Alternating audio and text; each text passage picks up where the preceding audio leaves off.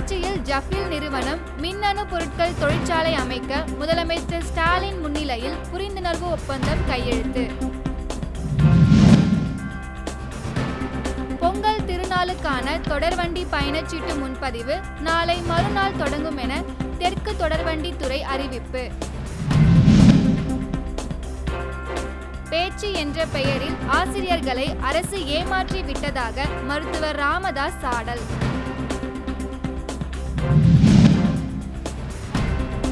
மேற்கு வங்கத்தில் போராட்டத்தில் ஈடுபட்டுள்ள மருத்துவர்கள் இன்று மாலைக்குள் பணிக்கு திரும்ப உச்சநீதிமன்றம் கெடு. மிக்சர், காரசேவு உள்ளிட்ட நொறுக்கு தீனிகளுக்கான சரக்கு மற்றும் சேவை வரி 18 விழுக்காட்டிலிருந்து 12 விழுக்காடாக குறைப்பு.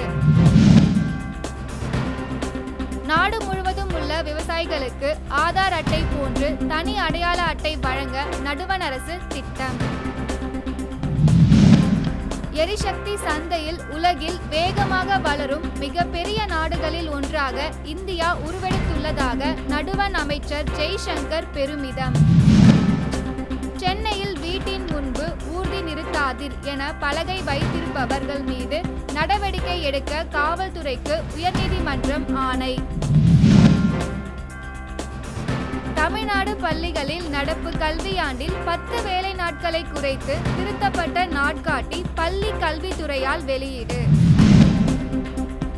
தமிழகம் மற்றும் புதுச்சேரியில் இன்று முதல் 6 நாட்களுக்கு மிதமான மழைக்கு வாய்ப்புள்ளதாக சென்னை வானிலை ஆய்வு நடுவம் தகவல்.